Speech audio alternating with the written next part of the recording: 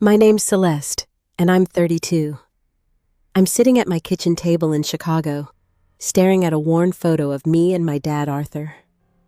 His smile's faded, but his handwritten note on the back still burns Celeste.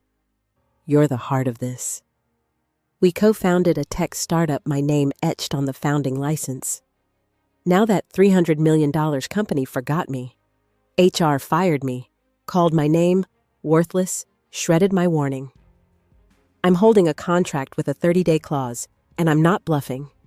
Have you ever been erased from something you built? I'd love to know where you're watching from. Like and subscribe to hear how I took my name back. 3 months ago, I was still naive enough to think I could fix things. I walked into our Chicago headquarters, the glass walls gleaming under fluorescent lights, my sneakers squeaking on the polished floor. I was 32, a project manager who'd poured 10 years into this company my dad and I built from a garage. My badge swung around my neck, my name, Celeste, printed in bold. I'd spent the weekend replaying that photo of Dad, his note haunting me. I thought I could remind them who I was. That morning, we had a team meeting in a conference room with a view of Lake Michigan. I sat near the back, my laptop open, notes ready. Jared, the new HR manager, strode in his tie too tight, his smirk sharper than his suit. He was maybe 40, with a voice that carried like he owned the place. He started the meeting flipping through slides about our next product launch, one I'd helped design years ago when Dad was still alive. I leaned forward, ready to chime in. Jared clicked to a slide about team roles. My name wasn't there. I blinked, thinking it was a mistake. I raised my hand, but he ignored me, droning on about efficiency. My cheeks burned. I glanced at my team, 10 of us around the table. Harper, my friend, since college, caught my eye, her brow furrowed. She mouthed, "What's going on?" I shrugged, my stomach twisting. When Jared finally called on me, he butchered my name. "Celeste, right? Got anything to add?" The room went quiet. My team shifted in their seats, some stifling laughs. I swallowed, my voice steady despite the heat creeping up my neck. "It's Celeste. And yeah, I've got thoughts on the launch. I worked on the original prototype." He cut me off, his hand raised like I was a kid in class. "Let's keep it moving. You're just a cog in the machine, Celeste. No need for history lessons." The room erupted in nervous chuckles.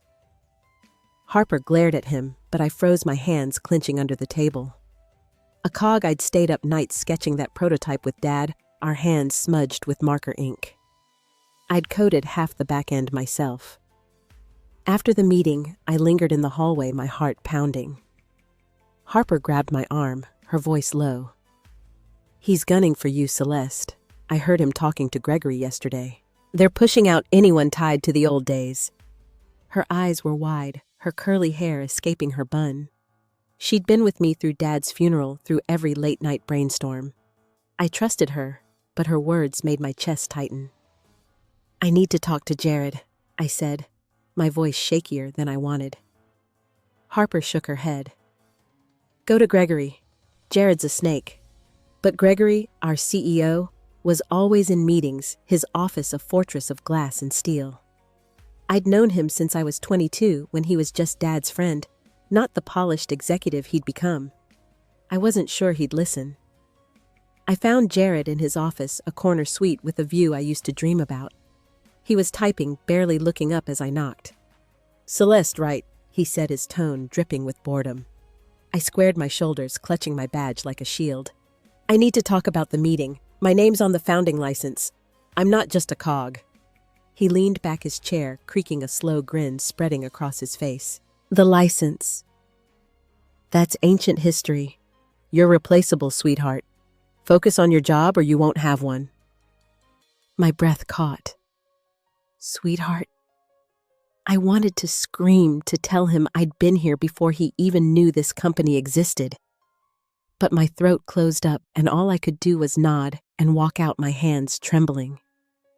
Back at my desk, I opened my email, desperate for something to ground me. That's when I saw it buried in an old folder labeled Dad. An email from him sent 5 years ago, a week before he died. "Celeste, It read, "You own 10% of this company. Never let them forget that." My eyes stung. I'd forgotten about the stake buried under years of grief and grind. But there it was, proof I wasn't invisible. Not yet. I sat there staring at the screen, the office buzzing around me.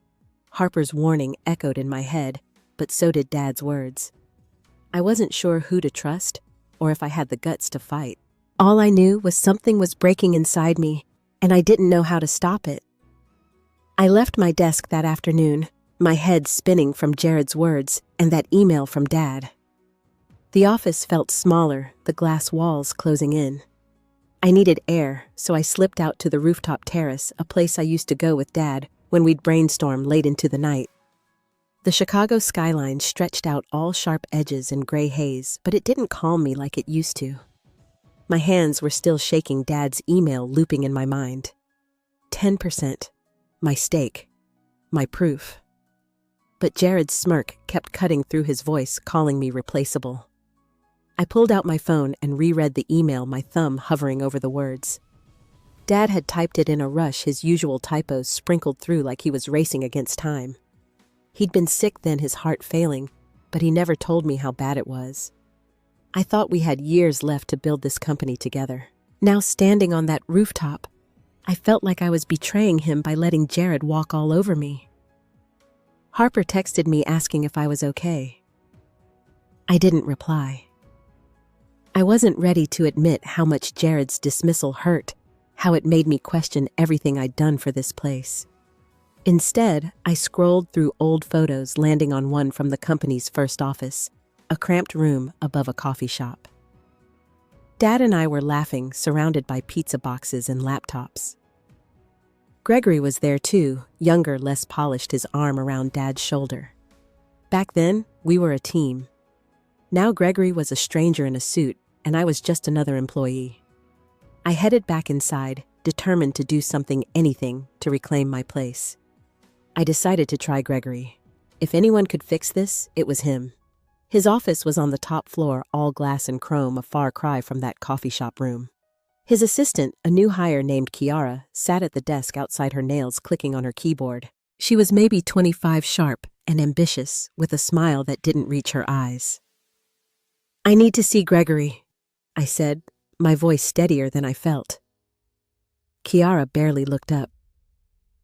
"He's in meetings all day. You can email him." I gripped my badge, my name staring back at me. "It's urgent. I'm on the founding license. He'll want to know." She raised an eyebrow, her lips curling slightly. "The license. That's cute." Gregory's focused on the future, not old paperwork. Her words hit like a slap, but I pressed on. "Just tell him I'm here." She sighed, picking up her phone, but I could tell she wasn't trying hard. After a minute, she hung up. "He's unavailable. Try next week." I stood there, my face hot, feeling like I was shrinking. Kiara went back to typing, dismissing me without another word. I wanted to argue, to demand she call again, but my courage faltered. I turned and walked away, my sneakers silent on the carpet. Back at my cubicle, I overheard two colleagues whispering near the coffee machine. "Jared's got a list." One said, "A guy named Lucas I'd trained last year. He's cleaning house. Celeste is next." The other, a woman I didn't know, laughed softly. "She's still here. Thought she'd quit after that meeting." My stomach dropped. I ducked behind my monitor, pretending to work, but their words burrowed into me. A list. Cleaning house. I'd given this company everything, and now I was just a name to cross off. I opened my laptop and started digging through old files, desperate for more proof of my role.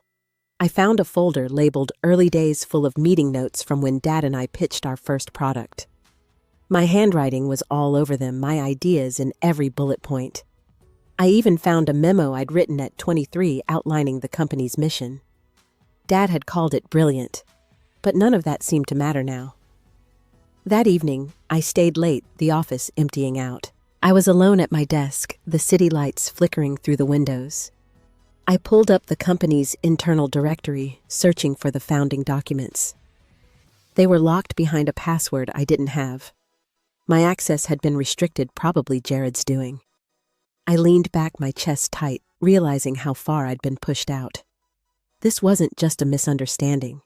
They were erasing me piece by piece. I thought about Dad, how he'd fight for what was right even when it hurt. I wasn't ready to give up, but I didn't know where to start. As I packed my bag, I found a sticky note tucked in my planner, one Dad had left me years ago. "You're stronger than you know." It read, his scrawl barely legible. I held it, my eyes burning, feeling the weight of his faith in me. I had to keep going, but the path ahead felt darker than ever. The next few weeks at work were like walking through a minefield blindfolded. I kept that sticky note from Dad in my pocket, rubbing it like a talisman. But it couldn't shield me from the cold shift in the office. My cubicle felt like a cage, the hum of the air conditioner drowning out my thoughts. I was 32, and I'd never felt so small. After that night digging through locked files, I knew I was on borrowed time, but I still showed up every day hoping I could hold on to what Dad and I built. Jared's campaign against me kicked into high gear. I'd walk into meetings and my chair would be gone, my nameplate missing from the table. Once I found my project notes scribbled over with red marker, the word irrelevant scrawled across the top. I confronted Lucas, the guy I'd trained who was now Jared's errand boy. He just shrugged his eyes, avoiding mine. "Talk to Jared," he mumbled, then hurried off. I stood there, my hands clenched, the weight of being ignored sinking deeper. My projects started vanishing. The product launch I'd been leading, the one tied to Dad's original vision, was reassigned to Kiara, the new hire who'd dismissed me at Gregory's office. She was everywhere now, her sharp heels clicking through the halls, her voice loud in meetings. One morning, I overheard her in the break room laughing with a group of analysts. "Celeste thinks she's a founder," she said, her tone dripping with mockery. "It's sad, really. She's living in a fantasy." The others snickered, and I ducked into the hallway, my face burning. I wanted to barge in to scream that my name was on the license, but my feet wouldn't move. Her words cut deeper than Jared's, maybe because she was my age, climbing the ladder I'd helped build. I tried to focus on work, but every email I sent went unanswered. My team stopped inviting me to brainstorms, and when I showed up anyway, they'd fall silent like I was an intruder. Harper was the only one who stuck by me, but even she was cautious now, her texts shorter, her glances nervous. "They're watching me too," she whispered one day, passing me in the stairwell. "Jared's got spies everywhere." I nodded, my throat tight. I hated that my fight was dragging her down, but I couldn't stop. At home, things weren't much better. I lived in a one-bedroom apartment, the walls thin enough to hear my neighbor's TV. I'd sit on my couch, staring at Dad's old files, trying to piece together a plan. That's when Caleb, my brother, showed up unannounced one evening. We hadn't spoken in months, not since he'd moved to Milwaukee after a fight about Dad's will. He stood in my doorway, his flannel shirt rumpled, his eyes tired but sharp. "You look like hell," he said, stepping inside without asking. I didn't have the energy to argue. He dropped onto my couch, scanning the papers scattered across my coffee table. "Still fighting for that company. They don't deserve you, Celeste." His voice was gruff, but there was something softer underneath, like he was trying to reach me. I sank into a chair, rubbing my temples. "It's Dad's company, Caleb. I can't just walk away." He leaned forward, his jaw tight. "Dad's gone, and you're killing yourself for a place that's spitting on his grave." His words hit like a punch. I stared at him, my chest aching. Caleb had always resented that Dad trusted me with the company, not him. But now, seeing his anger, I wondered if he was right. Was I holding on to a ghost? I tried to change the subject, asking about his job, but he kept circling back. "You're wasting his legacy," he said, his voice rising. "Dad made you promise to protect it, not to let them walk all over you." I snapped back, my voice shaking. "What do you know about it? You left Caleb. You didn't care when he was dying." He flinched, and for a moment I saw the hurt in his eyes, the same grief I carried. But he stood, grabbing his jacket. "Fix this, or you're no better than they are," he said, then walked out the door, slamming behind him. I sat there alone, the silence deafening. Caleb's words mixed with Kiara's laughter, Jared's smirk, Lucas's avoidance. I felt like I was drowning, each slight piling on until I couldn't breathe. I pulled out Dad's sticky note, but even that felt heavy now, like a debt I couldn't pay. I wasn't just fighting for my place anymore. I was fighting to prove I wasn't the nobody they thought I was, and I was starting to wonder if I'd lose myself trying. Caleb's door slam echoed in my head for days, his words carving deeper each time I replayed them. I barely slept my apartment feeling like a tomb, the city's hum outside my window, a constant reminder of the life I was losing. At work, the air was thicker, every glance from a colleague like a blade. I was 32, and I'd never felt so alone clutching Dad's legacy while it slipped through my fingers. I kept going to the office, but each day chipped away at what little resolve I had left. One morning, I arrived to find my desk cleared. Not just tidied, but stripped bare, my photos, my notes, my coffee mug gone. A yellow sticky note was taped to my monitor, unsigned, with one word, redundant.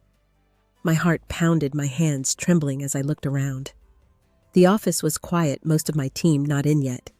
I checked the drawers, hoping it was a mistake, but they were empty, not even a paperclip left. I felt like I'd been erased, my 10 years here, reduced to nothing. I marched to Jared's office, my pulse racing, determined to confront him. His door was ajar, and I heard voices inside, low and urgent. I paused, catching Kiara's sharp tone. "She's a liability, Jared. Her name on that license is a problem. We need her gone before the merger talks heat up." Jared laughed, a cold, grating sound. "Don't worry, she's got no spine. We'll bury her in busy work until she quits." My breath caught, my legs frozen. I backed away, my vision blurring, and slipped into the restroom to steady myself. I gripped the sink, staring at my reflection, barely recognizing the woman looking back. Her eyes hollow, her jaw tight. Back at my desk, I tried to work, but my screen kept blurring with tears I refused to let fall. Harper found me at lunch, her face pale as she slid into the chair across from me in the cafeteria. "I heard about your desk," she whispered, glancing over her shoulder. "Jared's telling everyone you're on a performance plan. It's not true, but they believe him." I pushed my untouched sandwich away, my stomach churning. "Why's he doing this, Harper? I've never hurt anyone." She reached for my hand, but I pulled back, afraid her kindness would break me. "He wants control," she said softly, "and you're a threat." That afternoon, I was called to a meeting I hadn't been invited to. I walked in expecting a routine update, but it was a strategy session for the merger Jared mentioned. Gregory was there. His tie loosened, his eyes flicking past me like I was furniture. Kiara presented my project, my ideas, my late-night sketches as if they were hers. She clicked through slides I'd made, her voice confident, claiming credit for every detail. I stood up, my voice shaking. "Those are my designs. I built that framework." The room went silent. Gregory sighed, rubbing his temples. "Celeste, this isn't the time. Legal stuff is messy. Sit down or leave." His dismissal was worse than Jared's cruelty, a betrayal from someone I'd trusted since I was a kid. I left, my face hot, the hallway spinning. Back home, I found a voicemail from my landlord saying my rent was late, a mix-up I'd never had before. I sat on my couch, the weight of everything crashing down. I thought about calling Caleb, but his anger still stung, and I couldn't face another lecture. Instead, I opened my laptop and found an old photo of Dad and me at the company's first launch party, both of us beaming our arms around each other. I traced his face on the screen, my chest aching. He'd believed in me, but now I was failing him. Then I remembered Eileen, my neighbor, the retired lawyer who'd offered to help. I knocked on her door, my hands shaking, and she welcomed me in her apartment, warm, with the smell of chamomile tea. I told her everything, my voice breaking, as I showed her Dad's email about my stake. She listened, her eyes sharp, then pulled out a copy of my contract I'd given her weeks ago. "There's a clause here," she said, pointing to a line I'd overlooked. If your role's undermined, you can revoke the license. But it's a fight, Celeste. Are you ready? I stared at her, my heart racing. I wanted to say yes, but fear choked me. I thanked her and left her words echoing like a dare I wasn't sure I could take. That night, I lay awake, the city's lights flickering through my blinds. Jared's laugh, Kiara's theft, Gregory's indifference, Caleb's judgment, they all swirled in my head, a storm I couldn't escape. I felt like I was standing on the edge of a cliff, the ground crumbling beneath me, and no one was there to pull me back. The morning of my performance review, I woke up with a knot in my stomach, the kind that makes you question every choice you've ever made. I was 32, and I'd spent the last week staring at Eileen's copy of my contract, that revocation clause burning into my brain. I hadn't slept more than a few hours, my apartment a mess of takeout containers and crumpled notes. I dressed carefully, a navy blazer over a white blouse, my hands shaking as I tied my hair back. I wanted to look like I belonged, even if I felt like I was walking into a trap. The boardroom was on the top floor, a cavern of glass and steel that swallowed sound. I'd been there once before, years ago, when Dad presented our first product to investors. Now it was packed the air thick with cologne and tension. Jared stood at the head of the table, his suit crisp, his eyes glinting like he'd already won. Gregory sat to his right, his face unreadable, flipping through a stack of papers. The board members, mostly older men in tailored suits, murmured among themselves, their watches catching the light.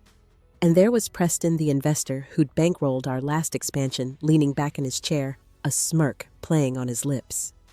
I took a seat near the door, my folder clutched tight, the founding license copy inside. I'd spent hours preparing my notes outlining every contribution I'd made every late night, every idea that carried Dad's dream forward. I thought maybe, just maybe, I could make them see me. Jared cleared his throat, his voice booming. We're here to review Celeste's performance. Let's keep this efficient. My name sounded like a curse in his mouth, and I gripped my folder harder, my knuckles white. He clicked through a presentation, each slide a distortion of my work. My projects were labeled underperforming, my metrics twisted to show failure. He didn't mention the license, my stake, or the years I'd given. Instead, he painted me as a relic, someone who'd overstayed her welcome. Celeste has struggled to adapt, he said, glancing at me with mock pity. We've given her every chance. My chest tightened, my breath shallow. I wanted to stand to interrupt, but my voice was stuck, trapped behind years of staying quiet. Then Preston spoke, his voice smooth and cutting. Why is she even here? Her name's worthless to this company. The board chuckled, a low, cruel sound that echoed in my ears. I felt my face flush, my heart pounding so loud I thought they'd hear it. Worthless. The word clawed at me, ripping open every doubt I'd buried. I thought of Dad, his note, his belief in me, but it felt so far away now, like a dream I couldn't hold on to. Jared pulled out a letter, my warning letter, the one I'd sent weeks ago about the license. I'd poured my heart into it, detailing my role, my stake, my right to be heard. He held it up, his eyes locked on mine, and then he fed it into a shredder on the table. The machine whirred, the paper vanishing into strips, and the room erupted in laughter. That's what we think of her claims, Jared said, dusting his hands. Gregory didn't look up, his pen, scratching notes like nothing was happening. I stared at the shredded bits, my words, my truth reduced to confetti. I stood, my legs trembling, my voice finally breaking free. My name is on the founding license. You can't erase that. The laughter stopped, the room silent for a moment. Jared's smile didn't falter. Sit down, Celeste. You're embarrassing yourself. Preston leaned forward, his eyes cold. She's nobody. Let's move on. The board nodded, their faces a blur of indifference. Gregory finally looked at me, his eyes tired but empty. You're done here, he said, his voice flat. Security will escort you out. 2 guards appeared at the door, their faces blank, and I realized this wasn't just a review. It was an execution. My folder slipped from my hands, papers scattering across the floor. My notes, my proof, meaningless now. I walked out, the guards at my heels, the board's laughter following me down the hall. In the elevator, I leaned against the wall, my breath, ragged tears spilling over. I'd lost everything, Dad's dream, my place, my name, and I didn't know how to get it back. The elevator doors closed, sealing me in with the guards, their radios crackling softly. My reflection stared back from the mirrored walls, a stranger with red-rimmed eyes and a trembling jaw. I was 32, and I'd just been gutted in front of a room full of strangers who'd laughed at my life's work. My folder was gone, left scattered on the boardroom floor, but I still clutched the edge of the license copy crumpled in my pocket. The guards didn't speak, their silence louder than Jared's shredder. When the doors opened, the lobby was buzzing, employees glancing at me as I was marched past. I saw Kiara by the coffee cart, her arms crossed, a satisfied tilt to her mouth. She leaned toward Lucas, whispering something that made him smirk. My stomach twisted, their judgment a fresh wound. The guards led me to the front desk, where my badge was waiting in a plastic tray like it had been planned all along. The receptionist, a young woman I didn't know, slid it toward me without meeting my eyes. "You need to leave now," she said, her voice clipped. I stepped outside, the Chicago wind biting my face, carrying the scent of exhaust and lake water. My phone buzzed in my pocket, a text from Harper. "I'm so sorry." I couldn't stop them. I didn't reply. I couldn't. My throat was raw, my thoughts a jumble of Preston's nobody and Gregory's cold dismissal. I started walking, no destination, just needing to move. The city blurred around me, horns and voices fading into a dull roar. I ended up at a bench by the river, the water churning gray and restless, matching the storm inside me. I pulled out the license copy, its edges frayed from my grip. My name was there. Celeste next to Dad's, Arthur in stark black ink. I'd thought it was my shield, my proof, but it hadn't stopped them. I remembered the day we signed it, Dad's hand steady, his voice proud. "This is ours, kid," he'd said, his eyes bright. Now that memory felt like a lie, tainted by the boardroom's laughter, the shredder's whine. I pressed the paper to my chest, my breath hitching, tears soaking into it. My phone rang, Caleb's name flashing on the screen. I almost didn't answer, but his voice from our last fight, calling me a failure, pushed me to pick up. "Celeste, what the hell happened?" he said, his tone urgent. Someone had leaked the news to him, probably Harper. I tried to speak, but my voice cracked, a sob breaking through. "They fired me," I whispered. "They called me nothing. Caleb, they shredded everything." He was quiet for a moment, then said, "Come to Milwaukee. You don't need them." But I hung up his offer, feeling like pity, not help. I couldn't run. Not yet. I thought about Eileen's clause, the power to revoke the license, but it felt distant, impossible. How could I fight when they'd stripped me bare?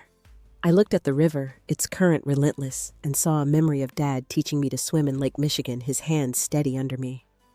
"Keep kicking," he'd said, even when I was scared. But now I was sinking, and he wasn't here to pull me up. A group of tourists passed, their laughter jarring, and I realized I was still in my blazer, my makeup streaked, the license damp in my hands. I stood, my legs heavy, and started walking again, the city's pulse mocking my own. I passed a newsstand, a headline about our company's merger talks catching my eye, their logo gleaming like a taunt. They were moving on, building their empire on my ruins, and I was just a footnote they'd already forgotten. I stopped, my breath, shallow, my heart, a raw, bleeding thing, and I didn't know how to keep going. I stood by that Chicago river, the license copy soggy in my hands, the city's weight pressing down on me. I was 32, and I'd hit bottom, the boardroom's laughter still ringing in my ears. But something shifted, a flicker of fire in my chest, born from Dad's memory, and the truth I still held. I wasn't nobody. I walked home, my steps heavier but surer, the wind no longer cutting quite so deep. My apartment was dark when I got there, but I didn't turn on the lights. I sat at my kitchen table, spreading out the license, Eileen's contract notes, and a legal pad I hadn't touched in years. I started writing, my hand shaky but steadying. Not a plea, not a defense, but a plan. Eileen's words about the revocation clause echoed, and I realized I had one shot to make them listen. I called her, my voice hoarse from crying. She answered on the first ring, her tone calm but firm. "You ready to fight, Celeste?" she asked. I swallowed, my throat tight. "I think so. Can you come over?" She was at my door in 10 minutes, her gray hair tied back, a folder of legal books under her arm. We sat on my couch, papers spilling across the coffee table. Eileen walked me through the clause again, her finger tracing the fine print. "If your role's undermined, you can pull the license. It's your name, you're right. But you need to move fast."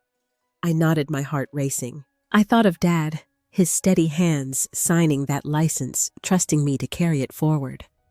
I couldn't let him down, not after they'd shredded my warning, called me worthless. I looked at Eileen, her eyes sharp with belief in me. "I need a lawyer," I said. "Someone who'll scare them." She smiled, a glint in her eye. "I know just the guy." The next morning, I met Marcus, Eileen's lawyer friend, at a diner near my place.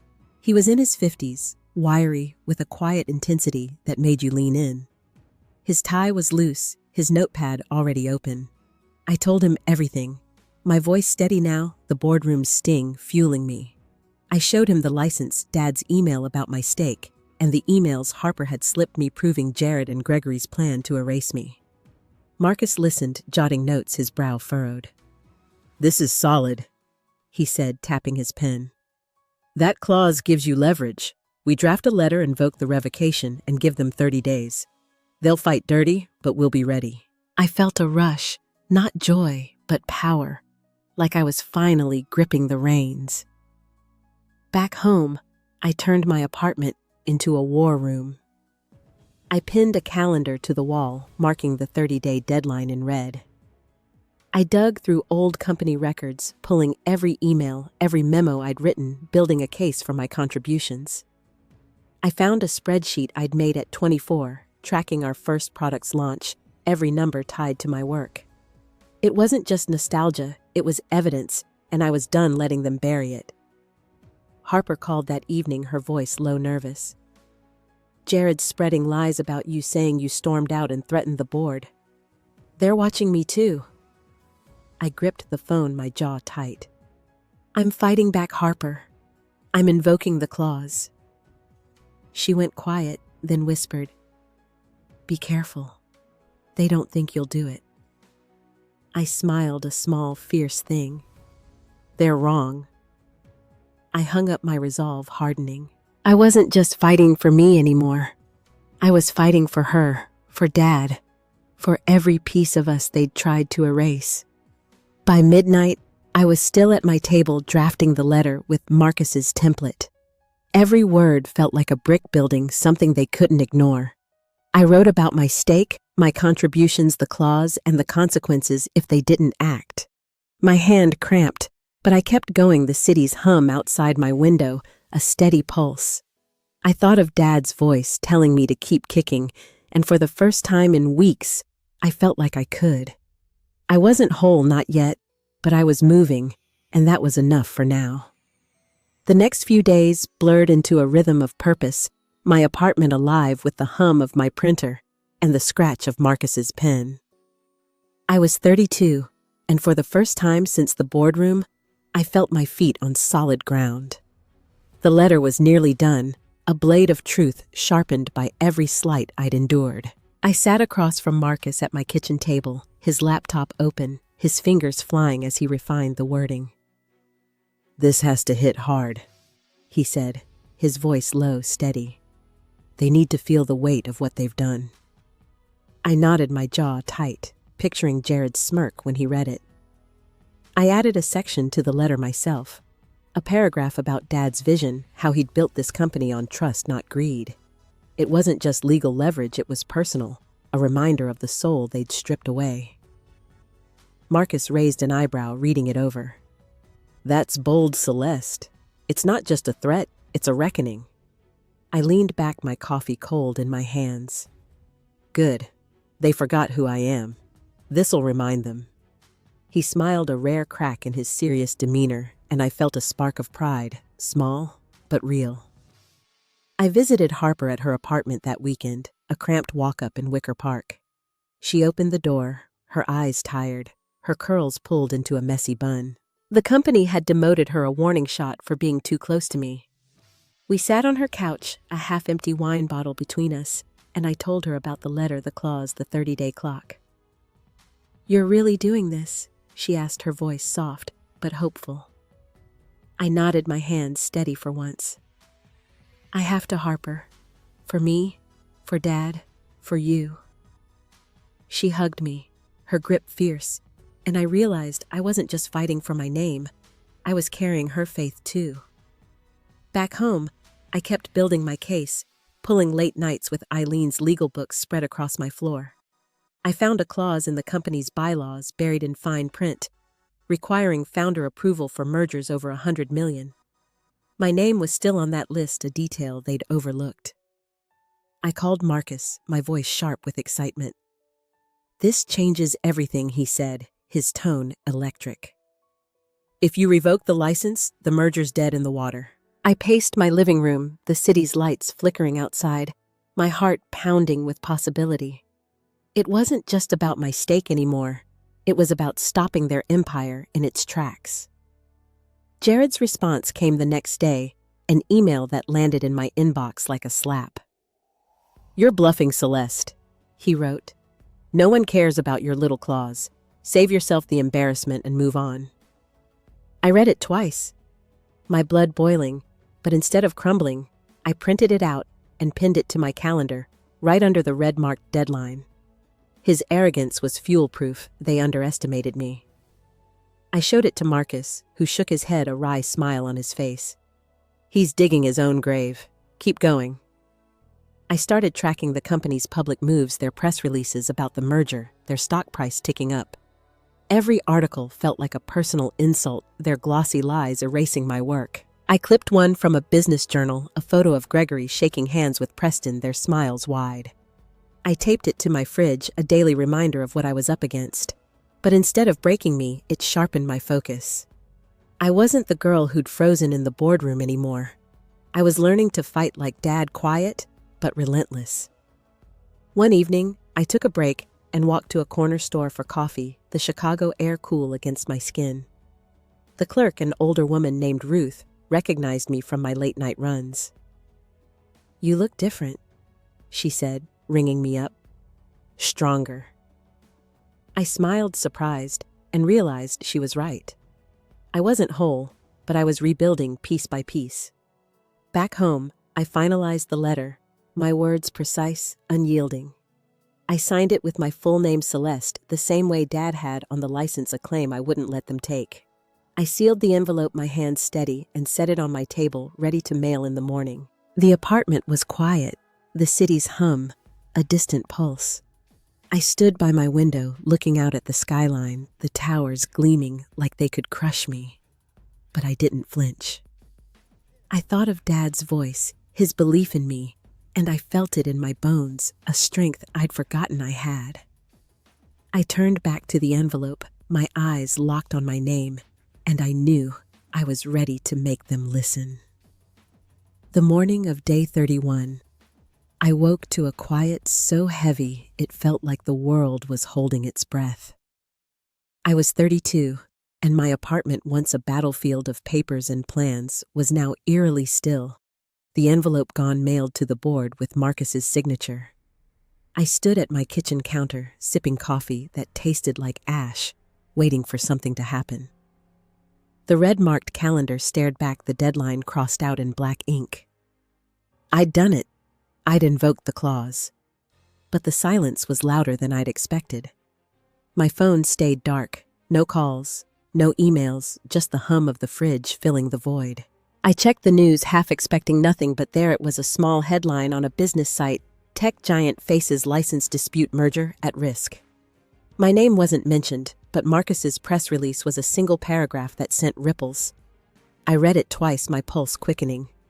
The company's stock had dipped 3% overnight, a crack in their polished armor. I set my phone down, my hands cold, realizing this was real. I walked to the corner store, needing air, the Chicago streets gray with early fall. Ruth, the clerk, was reading a newspaper, her glasses low on her nose. "You're in the news, aren't you?" she said, her voice curious but kind. I froze, my coffee nearly slipping from my hand. "Not really," I mumbled, but she tilted her head like she saw through me. "Keep your chin up, girl." I nodded, my throat tight, and left the weight of her words settling in. People were noticing, and I wasn't sure I was ready for that. Back home, my phone finally lit up a call from Gregory. His voice was tight, not the smooth executive tone I knew. "Celeste, what are you doing? This press release is a mistake. Let's talk, just you and me." I gripped the phone, my heart pounding, but I kept my voice even. "You had 30 days, Gregory. You didn't listen." He paused, then said, "You're making enemies you can't afford." The line went dead, and I sat there, his warning sinking in a chill running through me. He wasn't begging, not yet, but he was rattled, and that felt like a small victory, sharp and fleeting. I checked my email expecting more, and found a message from Kiara, of all people. "You're pathetic," it read. "This stunt won't change anything. You're out, and you'll stay out." Her words stung, but they lacked the venom I'd expected, like she was scrambling to hold her ground. I didn't reply. Instead, I forwarded it to Marcus, who called me an hour later. "They're panicking," he said, his voice steady but edged with excitement. "The board's meeting today. Your name's on every agenda." I leaned against my counter, my breath shallow. I'd shaken them, but the cost was dawning on me. Caleb texted next, a single line. "Saw the news. Proud of you." I stared at it, my eyes stinging. We hadn't spoken since I'd hung up on him, his offer to run to Milwaukee still raw. I wanted to call him to hear his voice, but I couldn't, not yet. His pride was a lifeline, but it came with a shadow, the years we'd lost fighting over Dad's memory. I set the phone down, my hands trembling, the weight of his words mixing with Gregory's threat and Kiara's spite. By afternoon, the news had spread, local stations picking up the story, their anchors mispronouncing my name, but quoting Marcus's release. I watched one segment on my laptop, a reporter standing outside the company's headquarters, the glass facade gleaming behind her. "A founder's claim could derail a $300 million merger," she said. And I felt a jolt, not pride, but exposure, like I'd stepped into a spotlight I hadn't chosen. My neighbors' voices drifted through the walls louder than usual, and I wondered if they'd seen it too, if they were talking about me. I went to Eileen's apartment, needing her calm. She was at her dining table, a stack of legal journals open, her tea kettle whistling. "You've stirred the hornet's nest," she said, her eyes bright but serious. "The board's in chaos, but they'll hit back. Stay sharp." I nodded, sitting across from her, my hands wrapped around a mug she'd handed me. The tea was too hot, but I held it anyway, needing something to ground me. Did I do the right thing? I asked, my voice quieter than I meant. She looked at me, her gaze steady. "You did what you had to. That's enough for now." I left her place. The hallway dim, my steps slow. The world was moving, but I felt stuck, caught between the power I'd claimed and the fear of what came next. My phone buzzed again, another news alert, the stock down, another point. I stopped in the stairwell, the concrete cold under my feet, and stared at the screen, my reflection faint in the glass. I'd started something I couldn't stop, and the consequences were closing in heavy and unyielding. I stood in that stairwell, the news alerts glow fading from my phone. I was 32, and the world I'd shaken was starting to shake me back. The air felt thinner, my breath shallow as I climbed to my apartment. Inside, I locked the door, the click loud in the quiet. My war room, once alive with purpose, now felt like a museum of a fight I wasn't sure I'd won. I sank onto my couch, the weight of the day settling into my bones, heavy and cold. My phone buzzed again, a voicemail from an unknown number. It was Preston, the investor, his voice smooth but edged with steel. "Celeste, you've made a mess. Meet me tomorrow or this gets uglier." I played it again, his tone sinking into me like a bruise. He didn't beg like Gregory didn't mock like Kiara. He threatened calm and certain, and that scared me more. I didn't call back. I couldn't. My hands were steady, but my heart wasn't. Harper texted asking to meet. I agreed, needing her warmth, and we sat in a diner near her place, the kind with sticky tables and fluorescent lights. She looked older. Her eyes shadowed her nails bitten down. "They fired Jared," she said, stirring her coffee, her voice flat. "The board's blaming him for the stock drop." I blinked, the news landing like a stone. Jared gone. It should have felt like a win, but it didn't. "What about you?" I asked. She shrugged, her gaze dropping. "They're sidelining me. I'm next." I reached for her hand, but she pulled away, her fingers curling into her palm. "You did what you had to," she said, but her eyes didn't meet mine, and I felt a crack, small but real, between us. I walked home alone, the Chicago streets slick with evening mist. My neighbor's TV blared through the walls, a talk show debating the company's founder scandal. They didn't say my name, but I felt exposed, like every window was watching me. I checked my email, finding a flood of messages from reporters, their questions sharp and hungry. "Who is Celeste?" one read. I deleted them all, my chest tight, realizing my fight was no longer mine alone. Caleb called that night, his voice softer than before. "I'm coming to Chicago tomorrow," he said. "We need to talk in person." I hesitated, the memory of our fight still raw, but I agreed. When I hung up, I found an old box of Dad's things under my bed, one I hadn't opened since his funeral. Inside was a leather journal, his handwriting filling every page. I flipped to a random entry dated a year before he died. "Celeste is the future," he wrote. "She'll outshine us all." I traced the words, my throat burning, but the pride felt hollow now, overshadowed by the cost of proving him right. The next morning, a courier delivered a letter from the board, their logo stark on the envelope. It was an invitation to a meeting offering to discuss reinstating my role. No apology, no mention of my stake, just cold formality. I read it standing in my kitchen, the words blurring as my pulse raced. They were bending, but it wasn't enough, not after what they'd done. I set it down, my hands steady, but my mind spinning, the victory tasting like dust. I went to the window, the city sprawling below its towers, indifferent. My reflection stared back, sharper now, but tired, the lines around my eyes deeper. I'd forced their hand, but at what price? Harper's distance, Preston's threat, the reporter's questions, they all pressed in a tide I couldn't outrun. I thought of Dad's journal, his faith in me, and felt a pang, not of strength, but of loss. I'd reclaimed my name, but I was standing alone, and the silence was deafening. A few days after the board's letter arrived, I found myself in a small park, a few blocks from my apartment, the kind with cracked benches and stubborn patches of grass.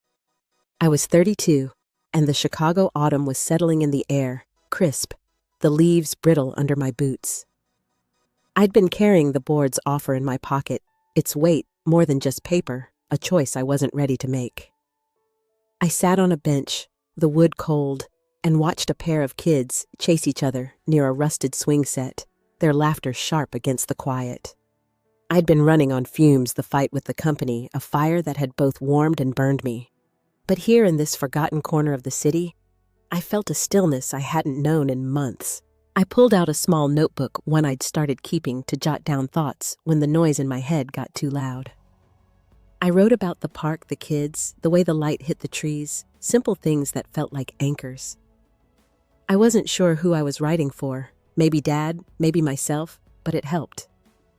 Harper met me there, her scarf loose around her neck, her steps slower than usual. She'd quit the company the day before a decision she'd made after a long night of weighing her own worth. We sat side by side, not talking at first, just watching the kids play. "I'm proud of you," I said, finally, my voice soft. She glanced at me, her eyes tired but clear. "You gave me the push, Celeste. Watching you fight it made me see I could too." I knotted my throat tight, feeling a warmth that wasn't about winning, but about sharing the weight.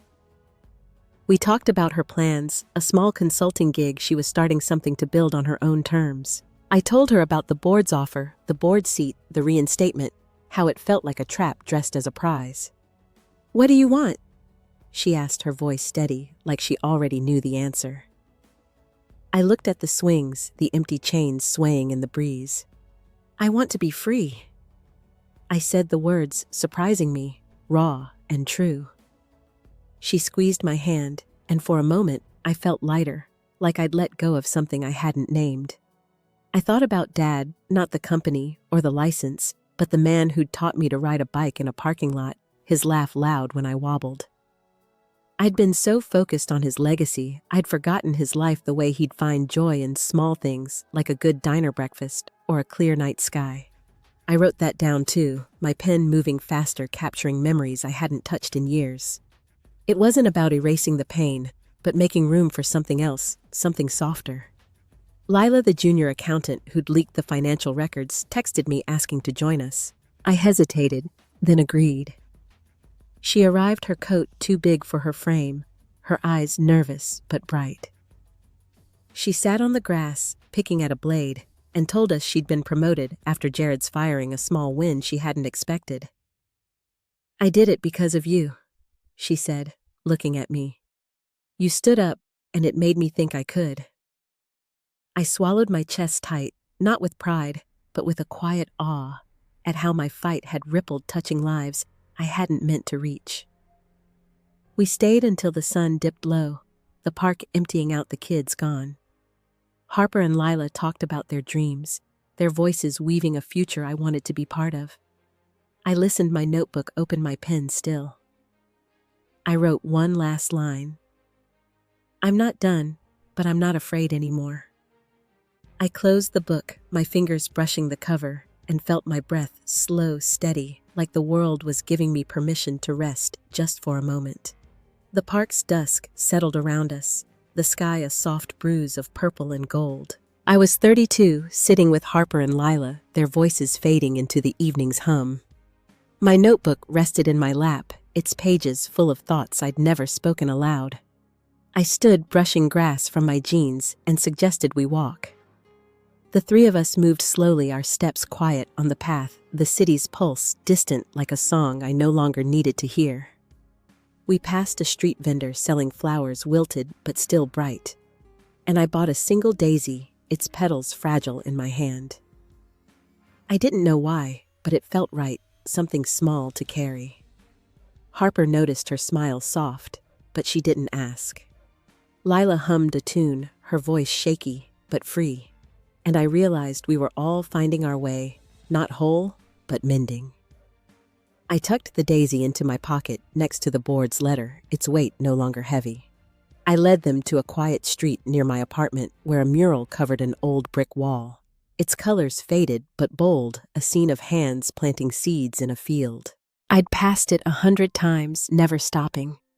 But tonight, it called me. I stood before it, my eyes tracing the painted lines, each hand different, each seed a promise. I thought of Dad, not his company, but his quiet moments, the way he'd pause to watch a sunset, his face calm, complete. I'd been chasing his dreams so hard, I'd forgotten how to live it. Harper touched my arm, her voice low. "You're thinking about him, aren't you?" I nodded, my throat tight, but I didn't cry. "He'd want me to keep going." I said my words steady, meant for her, for Lila, for me. Lila stepped closer, her eyes on the mural. "You're already doing that," she said, her voice soft, certain. I looked at her, then Harper, their faces lit by the streetlight, and felt a warmth, not loud, but deep, like a root taking hold. We walked on, reaching a small church where Dad's memorial had been held years ago. I hadn't been back since, the memory too sharp, but tonight I stopped at the gate, its iron cool under my fingers.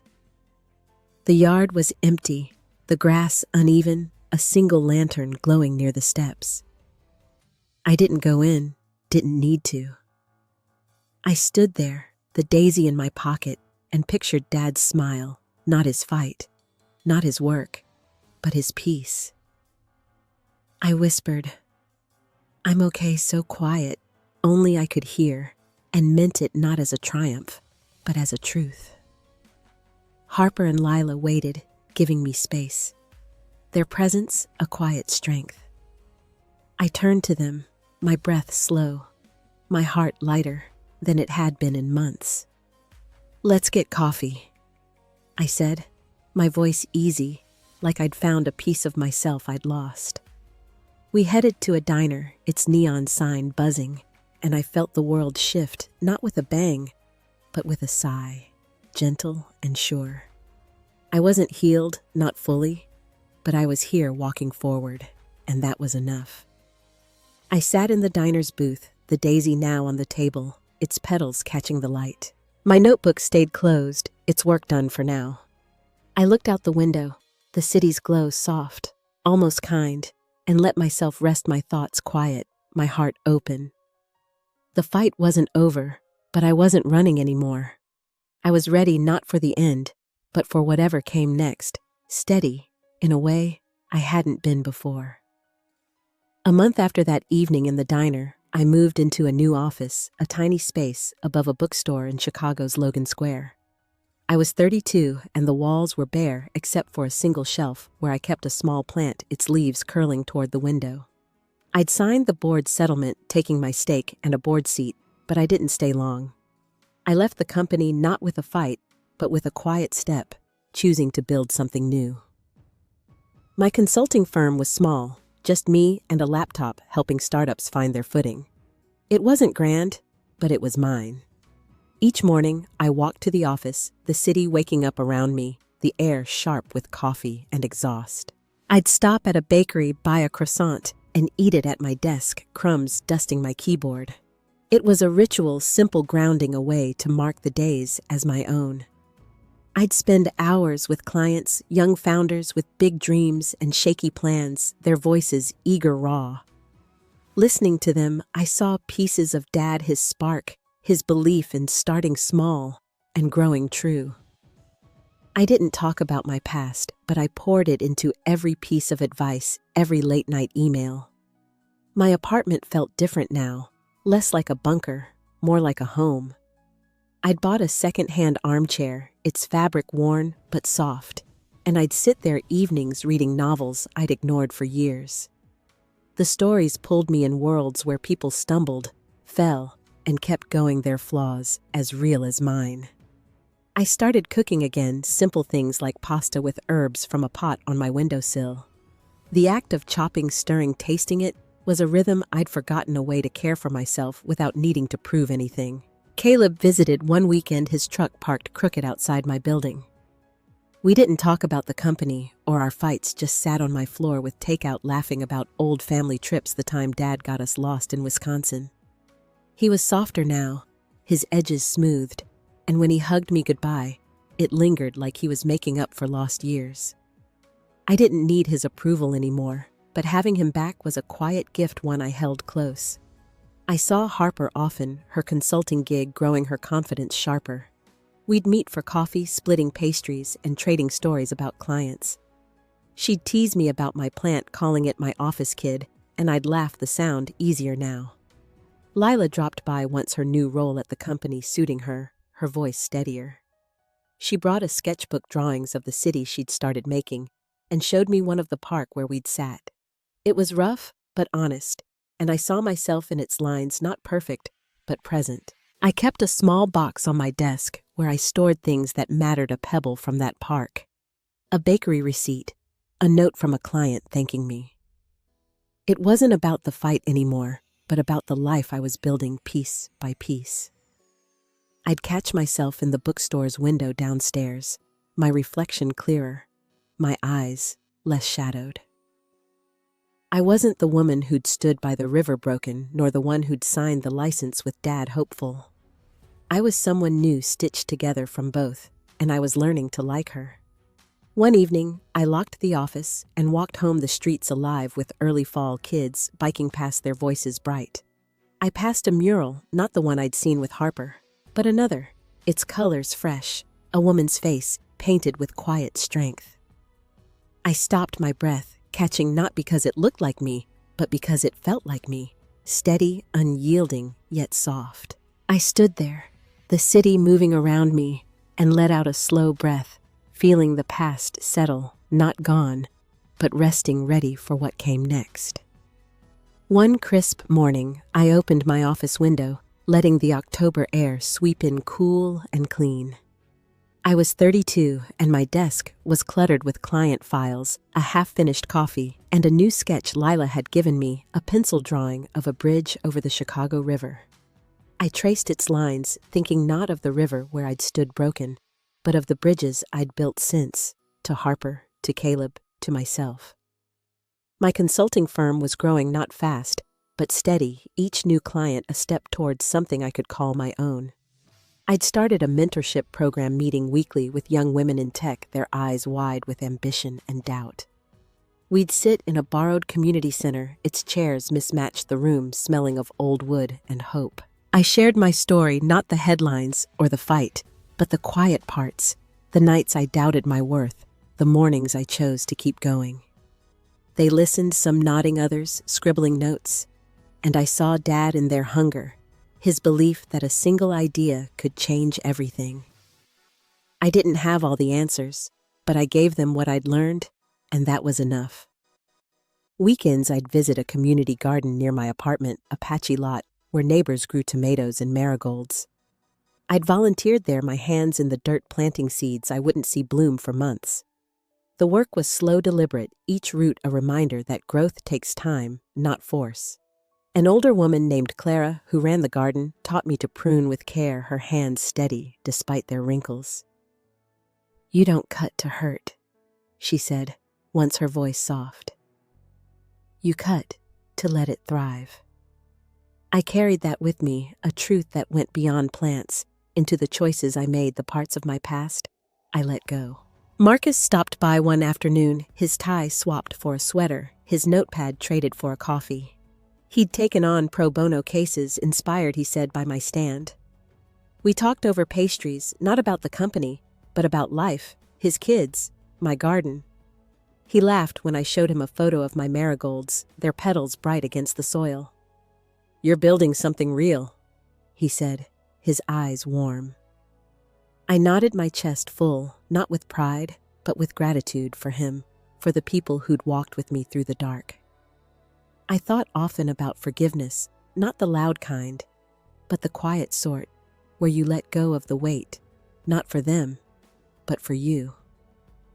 I didn't forgive Jared or Gregory, not fully, but I stopped carrying their words. I forgave myself instead for the years I stayed silent, for the moments I doubted my strength. That was harder, but it was freedom, a kind I'd never known. I wrote it down in my notebook, a single line.